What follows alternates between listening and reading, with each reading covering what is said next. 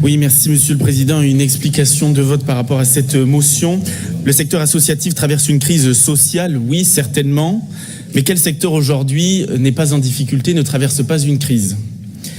Cela, d'ailleurs, ne date pas depuis le dernier PLF, mais ça fait depuis de nombreuses années que rien ne va.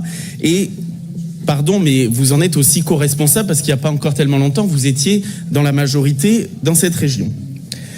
Lors du vote du budget, on a entendu que chacun devait prendre sa part, qu'on devait même, dans tous les secteurs, se réinventer parce que la situation l'exigeait.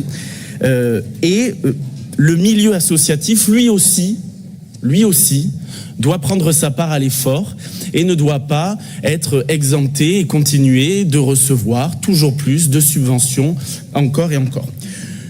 Une subvention n'est pas une rente, la région n'est pas un guichet, et ça je pense qu'il faut le rappeler, c'est important.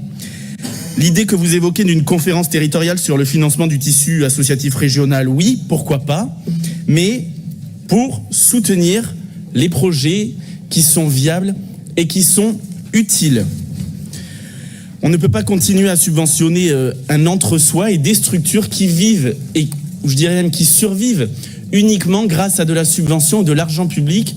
Je pense que trop longtemps, dans trop de domaines, on a laissé pérenniser ce système de on reçoit des subventions et on ne vit uniquement qu'à ça.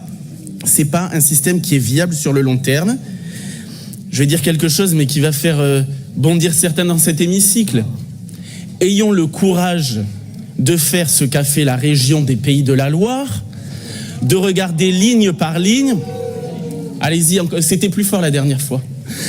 De regarder, de prendre ligne par ligne, les associations, les structures qui sont viables, qui peuvent continuer, qui ont une réelle utilité, parce que je pense que dans le nombre de subventions de structures que l'on finance, il y en a qui n'ont pas d'utilité. Il faut avoir l'honnêteté de le dire.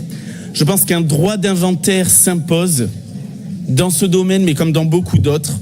À l'heure où les Français comptent à l'euro près, soyons responsables et gérons mieux l'argent public. Vous voulez ouvrir encore plus grand le robinet de l'argent public quand tout le monde et tous les Français cherchent aujourd'hui à le réduire. Donc vous l'aurez compris, nous allons voter contre cette motion. Bien.